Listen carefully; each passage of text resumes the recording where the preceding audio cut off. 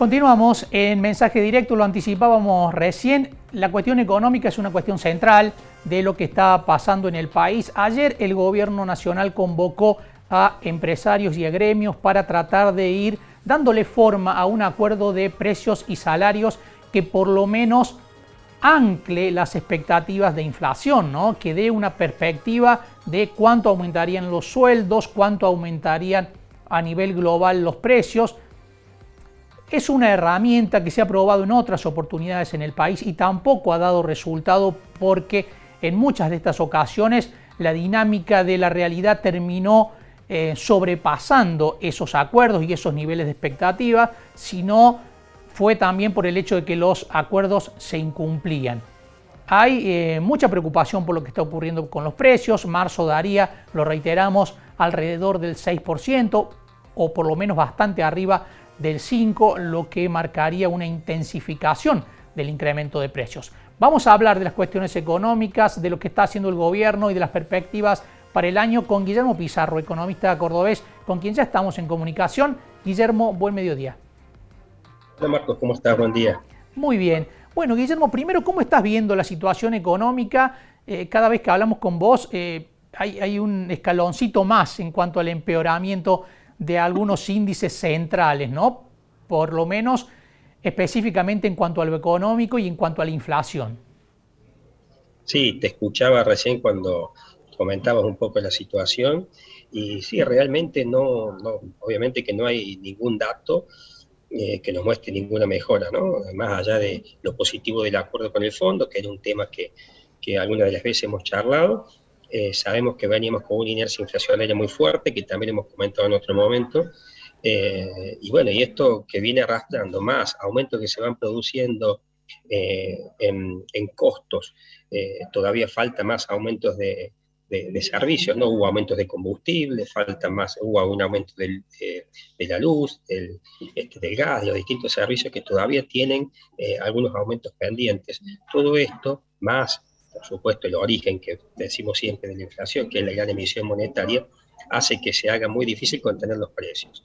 Y vamos a las fórmulas de siempre, ¿no es cierto? Tratar de poner un programa de precios cuidados, por ejemplo, que eso obviamente que no da resultados, simplemente podemos contener unos precios durante un tiempito, pero el aumento y la presión que tienen los costos de estas empresas por sus aumentos hace que en algún momento los precios tienen que trasladarse.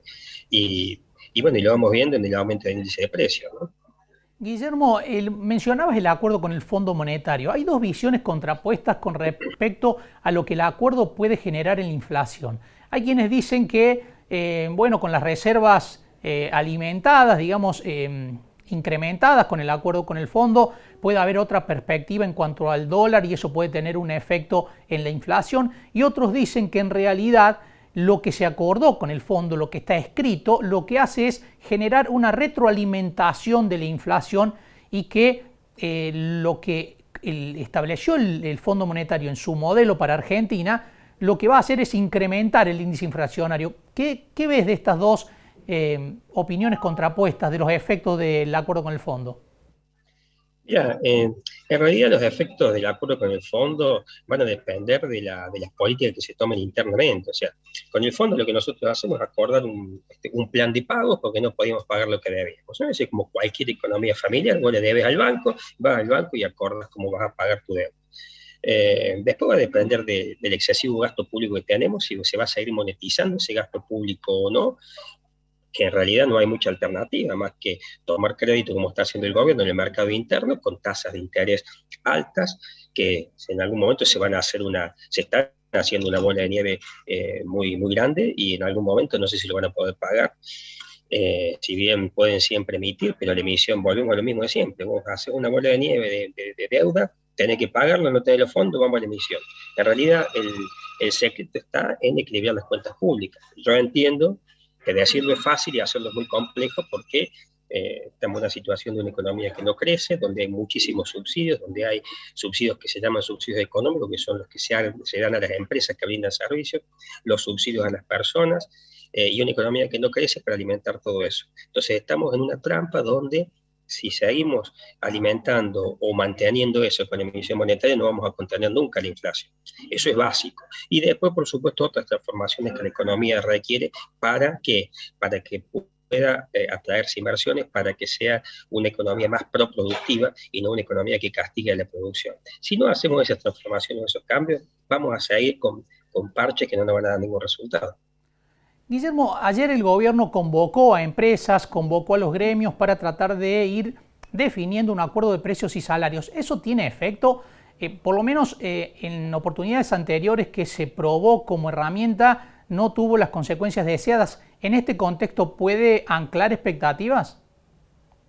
Mira, yo lo veo difícil, si bien es positivo que se junten los distintos sectores, lo veo difícil porque en general cada vez que se han juntado, y bien lo decís vos, no ha dado resultados. ¿Por qué no ha dado resultados? Porque nos juntamos a distribuir una torta o a pelear por una torta donde cada uno no solo que no quiere reducir su porción o su tajada, sino que trata de sacar lo más que se puede. Entonces, un acuerdo que implica sentarse a ver cómo se solucionan los problemas, pero no cómo hacemos hoy solamente, sino qué plan tenemos para el corto, el mediano y el largo plazo, qué rol va a cumplir cada sector dentro de eso y qué va a ceder cada uno, porque una economía que no crece con un déficit fiscal tan grande como el que tenemos, lo que necesitamos es que se sienten a la mesa, no a ver qué más se puede llevar cada uno, sino cuánto va a tener que ceder cada uno para que esto pueda mejorar. Y el ceder implica tratar de reducir ganancias, buscar la reducción de costos, y por el lado de los gremios, que también van a estar sentados en esa mesa, también es un rol muy difícil, porque si también cedes, sabemos que seguimos con una caída en el salario real, porque si cedes ante los aumentos de precios y decir, bueno, los precios aumentan un 60, pero vamos a hacer un esfuerzo y vamos a aumentar los salarios un 35, perdiste otro 25 y ya se viene perdiendo el sector asalariado desde hace varios años. Entonces, se hace muy difícil hoy sentarse a negociar y acordar eso. Lo primero que necesitamos es cómo frenamos la inflación. El acuerdo puede ayudar, pero si no va acompañado de políticas macro no sirve para nada. Otro aspecto que está preocupando en cuanto a actividad económica es la cuestión energética, ¿no? Que está relacionado con la capacidad que tiene el país para importar la energía que necesita, el gas más que nada. Eso puede, si no le encuentra la solución el gobierno, puede frenar en algún aspecto la recuperación económica que el país necesita, ¿no? Entre otras cosas para incorporar gente al mercado laboral, para mejorar la calidad de vida, pero también para tener capacidad de repago de la deuda que va generando, ¿no? Sí, tiene distintos aspectos el tema de los servicios. Por un lado, yo me acuerdo de la época del gobierno de Cristina, el último gobierno, cuando ella se fue, teníamos una balanza comercial en ese rubro de energía muy deficitaria. De haber tenido un superávit de 5.000 millones de dólares, pasamos a un déficit de más de 10.000 millones de dólares. En el gobierno anterior, en el gobierno de Macri, con la liberación un poco de las tarifas, se logró equilibrar y pasar de nuevo a ser superávit.